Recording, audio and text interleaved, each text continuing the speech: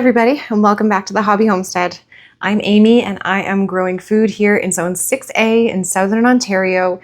We have a cold climate where it gets really cold in the winter, but we have an intermediate length growing season. We have 150 days in this part of Ontario, so it gives us a lot of wiggle room to grow a lot of different crops throughout the season. We can do both cold weather crops quite easily in our spring and our fall, and we can usually squeeze in some of the warmer weather long season crops. I like to push boundaries, and so I have grown loofahs and I grow ginger, and I grow things that do like longer seasons, even though we technically don't have the right length season for them. In order to do that successfully, we really do have to plan out when we're starting our seeds, and it's not always as simple as a seed packet says. So come along with me today while I talk about how I decide when to start specific seeds. I'm going to start by saying that I have a grow light set up here, and that is really necessary in my climate if I want to grow as much food as I do. You don't need grow lights and you don't need to start things inside if you have a shorter season, but then you're really limited to the kinds of crops that you can grow. If you look at the back of a seed packet, it will most definitely tell you how many weeks before the last frost you need to start that seed inside, unless it's something that's not usually recommended to be started inside under lights, in which case you would just sow it outside directly into the garden. But a useful piece of information that not many seed packets have is the days until harvest. This is a super important piece of information to know when you're planning when you need to start things. And it gets even more confusing when you consider that sometimes that number refers to the days from sowing the seed to when the expected harvest comes. And then other times it refers to the days from planting your transplant in the garden until the day when you expect that harvest to come. The days from seed to harvest is usually relevant to the plants that you would direct sow. So that would be things like radishes and lettuces and beets and carrots. But then there are some crops like tomatoes where that days to harvest means the days from putting the transplant in the ground until the time when you can expect to start picking ripe tomatoes. So it's a little bit confusing that way, and the best way to know for sure is to either do a lot of research online to find out what other people's experiences have been and how many days you can typically expect between starting from seed indoors versus transplanting outside and getting your harvest, or just try it, get some experience under your belt, and you'll get like a sixth sense about when to start things based on where you live and where you're gardening. Because that's the other thing. I can't really sit here and tell you, start this crop on this date if you want to be harvesting by this time, because our growing conditions, our unique climates of where we live matters so much in this. Often things will take a lot longer to grow if you have a cooler spring, for example. So I can stick radishes in my garden at the end of March under a row cover because there's usually still snow, and they may take 60 days to be ready to harvest. But the seed packets say you can expect to harvest in 30 to 35 days. And so that distracted because the cats are chasing a squirrel.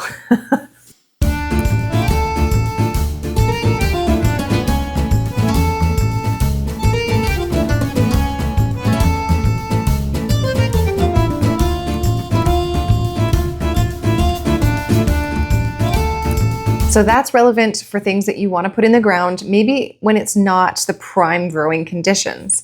If you have an intermediate length season like I have, but 60 to 90 days of that season are maybe not the prime growing conditions because maybe the light's not strong enough yet, or maybe we have just a lot of hot and cold swings that are stressful to plants, then you may want to bank on those plants taking a little bit extra time versus what it says on the seed packet to actually get to harvest. So let's start with the cold weather crops and season extension. This is something that I'm going to talk about a ton on my channel this year. It's something I focused on last year too because it's just so relevant to me. How I decide when to sow things like my peas and my radishes and my lettuces that can handle it cold still is basically when the soil is workable and the snow is mostly gone. Some of these things I'll sow when there's still snow on the ground. And I have some tricks up my sleeve for warming the soil before it's ready to be warm. I'll cover my raised beds with a plastic row cover, and then I'll put some sort of heat sink in under that row cover.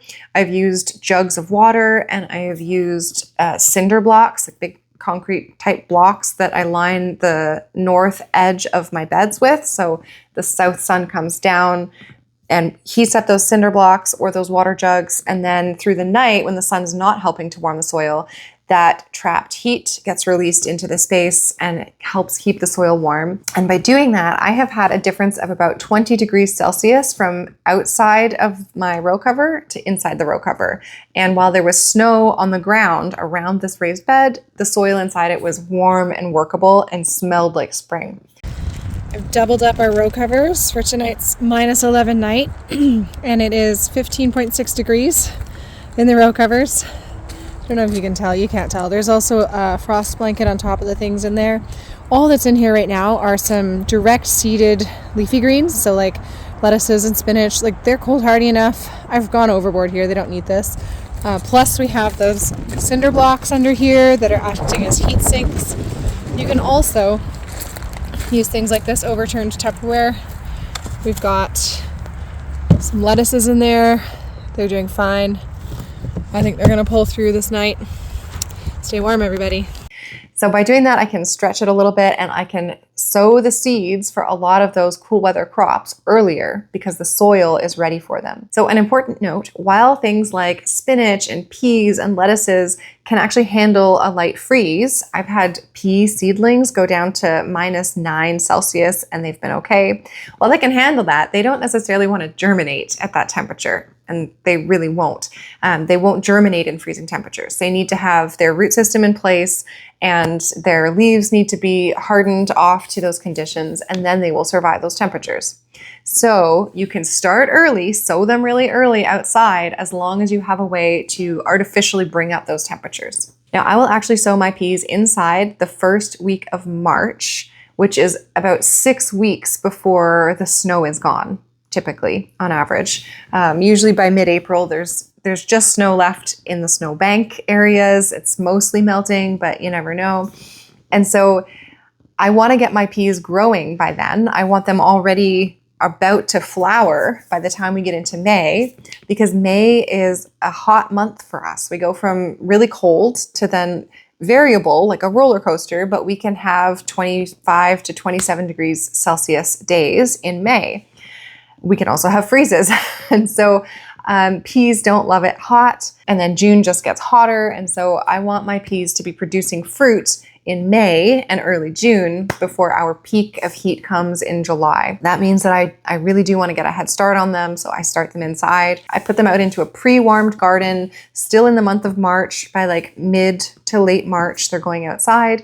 And then they're outside for a few weeks before the snow is even gone around that covered bed. So when you're sowing cold weather crops like that can handle a freeze, they can handle it cool, I find it's most helpful to think about when I want to be harvesting that crop and consider what the weather is usually like around that time, because a lot of these cool weather crops don't like it hot.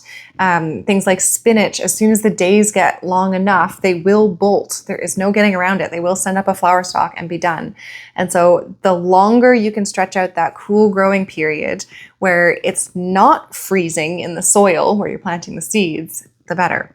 Start at the date when you want to be harvesting them, work backwards, and figure out if there's something you can do to push the boundaries to get them in the ground earlier, or start them inside. Okay, now let's talk about slower growing, summer loving or heat loving crops. I have an example here, which is, I just dumped vermiculite everywhere.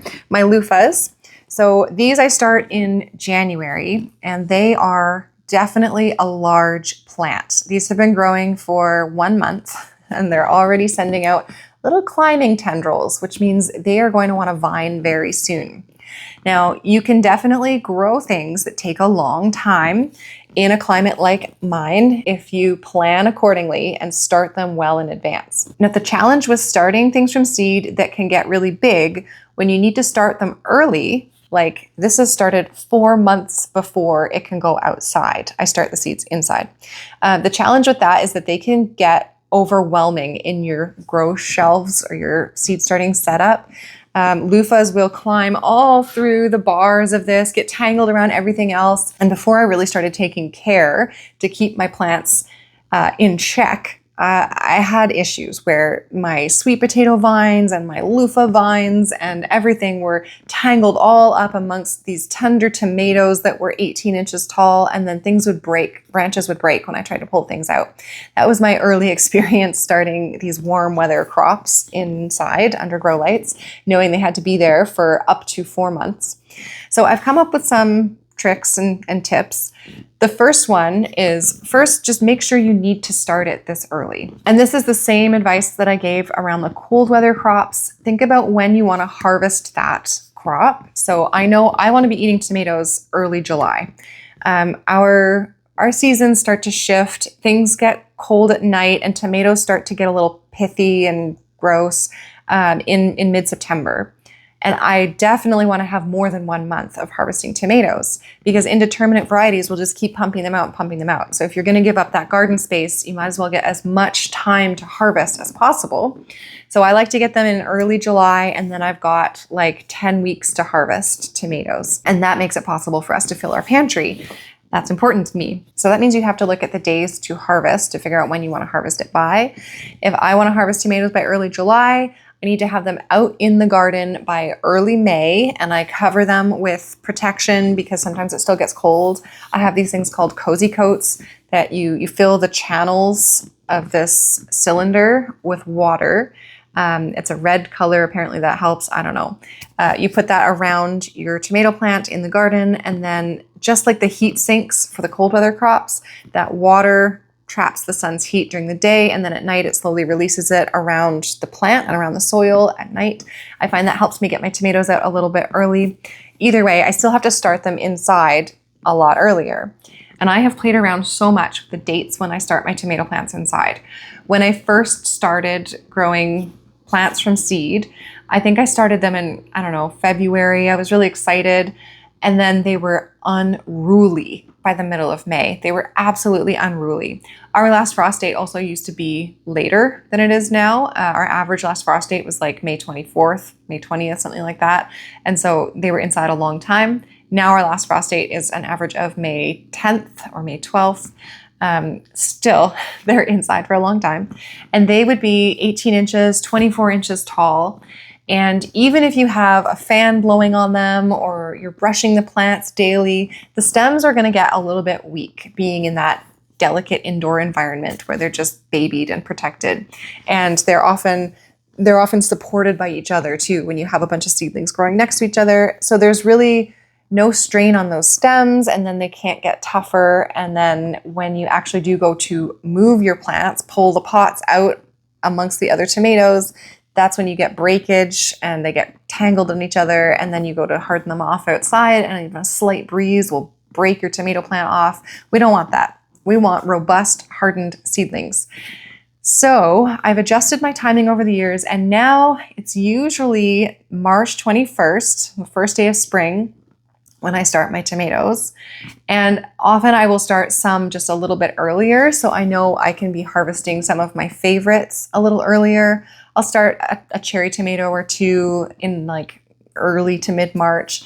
And I've started micro dwarf tomatoes early, knowing that they will be like the first little teasers of fruit that we get in June. If I start them like in February. And so even though a seed packet says something like start 6 to 8 weeks before the last frost, it's never that simple. I do like to start things based on experience of growing them over the years and knowing how long it actually takes something to grow to harvest in my environment and my conditions. And I work backwards from there. So in order to keep loofahs growing inside for 4 months without absolutely taking everything over, I use a little trellis system. This was just chopsticks because it's what I could find, but I will be going outside and gathering some sticks that are a little bit longer, but just make sure it's long enough to fit under the grow lights. And eventually I will have a shelf under the lights that is 24 inches tall, or maybe like 20 inches, so that the really tall things can grow there. But I just put a little bit of a trellis system in like this, and then I encourage it to wind around. Careful not to break it. So as it grows, I'll just give it a little boost and keep it wrapped around the trellis like this, and it will wrap around and around and around. And you can, to some extent, wrap it back down around itself, but you don't want to block the lower leaves from the light so that they end up getting gross and falling off. I will need something a little bit bigger than this trellis, but just to show you, that is the style of trellis that I have been using for my loofahs, and it works well. Another one that I have seen recommended with very different starting dates is peppers. Peppers are one that I think people would typically start in my area 10 weeks before the last frost, because you're getting your seedlings out again in the middle of May. They like it really warm. They don't like that roller coaster we get in May. So I sometimes even wait until late May to put my peppers outside. Now, if you buy your seedlings, it might be a little bit different because you may be able to find larger greenhouse grown peppers. But honestly, when I see pepper seedlings for sale at like box stores and even nurseries, they're usually short. They're little peppers like this. And that'll be like end of August in our climate before you get ripe peppers. So I start my peppers in early February, sometimes February 1st. This year, I think it was February 12th when I got around to it. And they are going to get tall. Some people will recommend pinching the peppers, so like cutting the top off the growing tip, and supposedly it keeps them bushier and they will branch out. But I've seen some stats on that, and the benefits do not outweigh the risks. The risks are that it slows the production on that pepper, so you'll get fruit later if you do something like hack the top off. And really, my trick to keep peppers contained indoors for that long is just to grow them really close to the grow lights so they don't have any reason at all to get leggy or to reach up to try to find light. That helps them be a little bushier. And peppers are kind of nicer than tomatoes in that they don't get really gangly and try to grab onto their neighbors. For the most part, they stay upright and don't have long side branches yet as seedlings. So I find them one of the easier ones to contain inside, even if I do start them February 1st with the intention of planting them out late May. And then I get my first peppers. Sometimes, actually almost always, there are buds on the plants already by May when I take them outside. So we get our first peppers in late June, and that's okay by me. One thing that can be kind of tricky for people to figure out when to plant are brassicas, particularly the heading kinds, so broccoli, cauliflower, cabbages, even Brussels sprouts. These plants can be very, very finicky when it comes to temperature swings. And I did a video all about how to grow brassicas last year. I did the video in winter when there was snow on the ground, because that is when I sow my brassicas for the spring. And similar to those direct sow things like the peas and the radishes and the lettuces, you may need to pre-warm your soil. You may need to have a protective cover over them to get them out early enough in a climate like mine where we still get snow into early April, because these things really they're sensitive to the day length and they're sensitive to the heat. And so if you can get them into optimal conditions for just, I think it's 3 months, for a lot of these varieties, 3 to 4 months, then you can get nice big heads on them.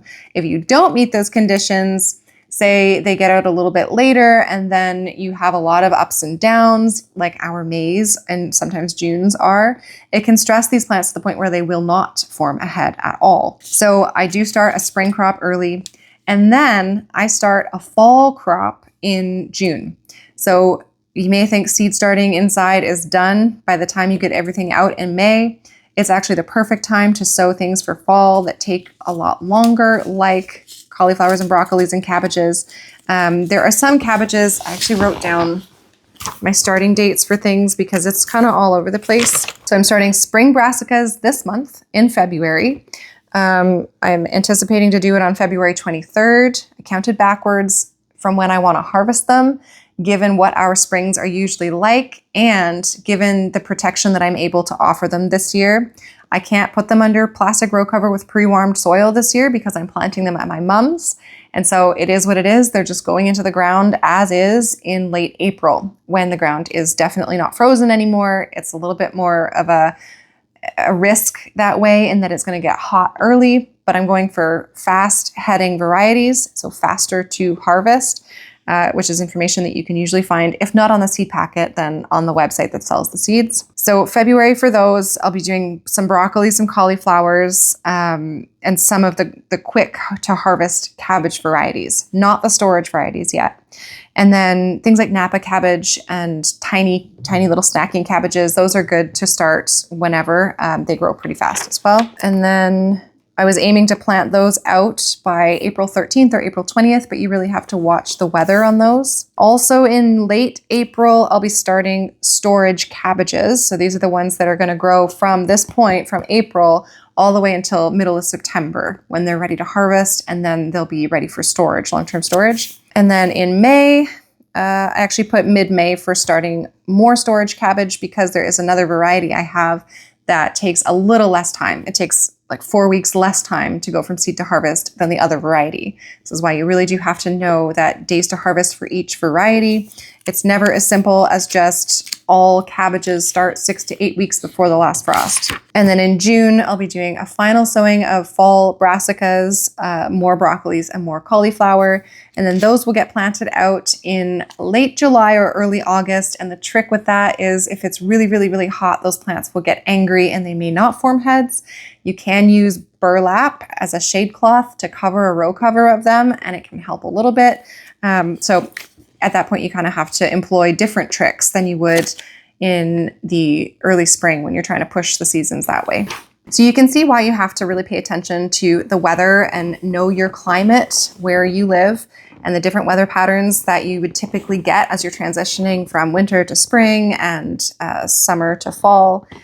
One thing that I find kind of useful in planning ahead for the garden is to pay attention to the La Nina and El Nino weather patterns. El Nino is where you tend to get warmer and drier winters, and La Nina is where you get colder and wetter winters. So we have been in La Nina weather pattern for the last 2 winters, this one and the one before. And I'm not a meteorologist. I just understand what I can based on what I read, but they are air currents, and that it impacts the temperature and the humidity on either side of that current as it blows across North America. And so usually when Canada gets a certain weather pattern, the southern US would get something opposite. And knowing that can help, because if you know that you're going to enter into a El Nino weather pattern, which we're anticipating for 2026, 2027, like that winter, fall, winter, and spring, then often we have a warmer spring as well. We have a milder winter, and it means that I may not have to pre-warm my beds in March. They may already be snow-free, and then it's a lot easier to plant out those cold weather crops that don't want to be out during a freeze, but they do want to be out for a long cold period. So in a year like that, I may plan to do more broccolis and cauliflowers, or I may plan to do a larger patch of peas, knowing that the weather is probably going to be more conducive to getting them out early. And then in years where we have La Nina and we're expecting a long cold winter, last year we were in the same weather pattern and we had frost in June and it was just cold for a lot of June. Maybe that's not the year to grow loofahs, which I learned. I tried them and I had to rip them out because they were rotting because of the cold. That's all I can think of right now to share with you around how I decide when to start my seeds and when to start which seeds. Keep in mind the climate where you live. Keep in mind the weather patterns, the long-term average weather patterns, but also look ahead at any predictions that you can find on the internet based on different meteorological calculations. I don't know how it's done, but there's lots of different ways to predict what your spring is going to be like, what your summer is going to be like, and let that guide you a little bit. Also, we're always looking ahead at the 2-week forecast, knowing when it's safe to put things outside after they've been started inside. And probably most importantly, consider when you actually want to be harvesting a certain crop, and then count backwards. You can always find the information online around how long a certain variety takes to go from either seed to harvest or transplant to harvest. So think about when you want to harvest it and then count backwards, and then decide if it's worth a long, prolonged period inside under grow lights. And if you don't start things under grow lights, it's more limiting, and you can only really get away with keeping things happy in like a south-facing window for 3 to 4 weeks before they start to get tall and leggy, and then they're weaker seedlings. So if you do want to push those boundaries, start things way earlier so that you can cheat the system and get southern crops in a northern climate. You really do need grow lights. and the willingness to live with the jungle for a couple of months. Thanks for watching, and I hope that you'll come and grow with us.